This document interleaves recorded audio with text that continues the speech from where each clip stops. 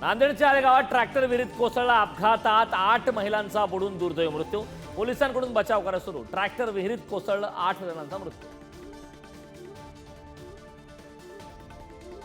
खोक्या भोसलेला one विभागाच्या कोठडीत मारहाण. खोक्याच्या वकिलांचा दावा, मारहाण झाल्यानंतर वळ उठल्याचे कथित फोटो व्हायरल.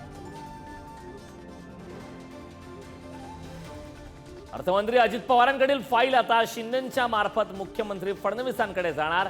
दादा आणि फडणवीसांमध्ये शिंदेंचा दुवा. शिंदेंची नाराजी दूर करण्यासाठी फडणवीसांचा निर्णय.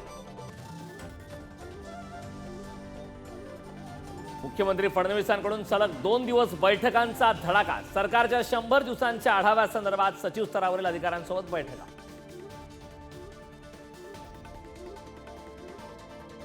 लोकसभेनंतर राज्यसभेतील वक्फ सुधारणा विधेयक मंजूर. तब्बल 13 तासांच्या चर्चेनंतर विधेयक पारित. कायद्याच्या बाजूने राज्यसभेतील 128 खासदार तर विरोधात तब्बल 95 मत.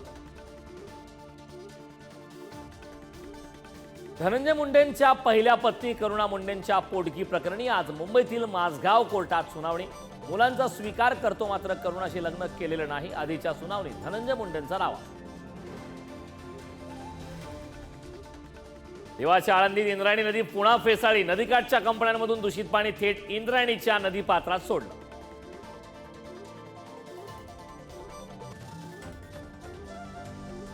ज्येष्ठ अभिनेते दिग्दर्शक मनोज कुमार यांचे निधन. वयाच्या 87व्या वर्षी घेतला अखेरचा श्वास. मुंबईतील कोकिलाबेन हॉस्पिटलमध्ये सुरू होते उपचार. सनरायझर हैदराबादचा IPL इतिहासातील सर्वात मोठा पराभव. कोलकाता नाईट रायडर्सनं तब्बल 80 धावांनी मिळवला दणदणीत विजय. हेड अभिषेक क्लासन सगळेच ठरले फेल.